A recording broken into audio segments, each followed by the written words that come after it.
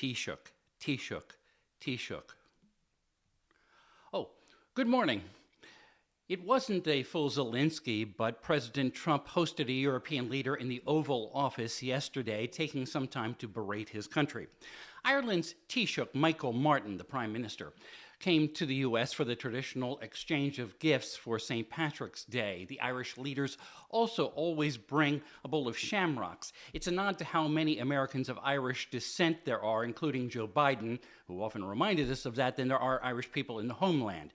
Trump took Martin to task for Ireland, luring many drug makers to open plants there over a couple of decades, by the way, with low corporate taxes. Of course, he blamed previous administrations for letting that happen. But amid the tariff war, Trump ripped into the European Union, of which Ireland is a part, for specifically retaliating on American-made luxury goods seen as a sign of prosperity in Europe.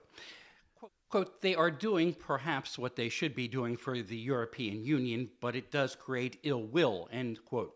He then upped the ante with a 200% threat of tariff on European luxury goods.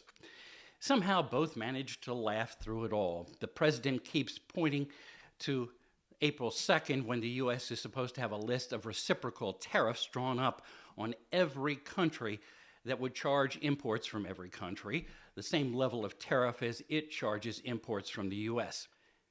And speaking of tariffs, Mark Carney is to be sworn in Friday as the new interim Prime Minister of Canada. Carney has had harsh words for Trump's action targeting Canada with levies, plus the desire to take our northern neighbor over. They'd have to stop spelling neighbor with a U. A showdown could lead to a shutdown tomorrow night. Democrats in the Senate are lining up against the 6-month spending bill to keep government funded.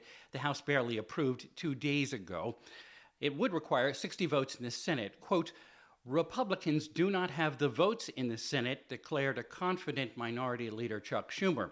But he didn't just mean Republicans. At least one Democrat, kind of leaning independent nowadays, John Fetterman of Pennsylvania, has expressed a desire to avoid a shutdown and go with whatever avoids that. Now, all Democrats have to be concerned about whom the public might blame should there be a shutdown. Their party is pushing a 30-day extension. Quote, today is the most consequential day in deregulation in American history. Alongside President Trump, we announced the Environmental Protection Agency will take 31 actions to advance the president's Day 1 executive orders and power the great American comeback, end quote.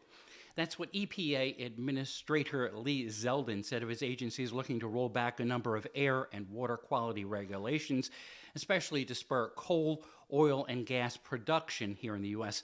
Environmental groups and some states will look to stop the increased pollution limits with lawsuits. Zeldin finished his statement, today marks the death of the Green New Scam. With Ear on the White House, I'm Bob Costantini.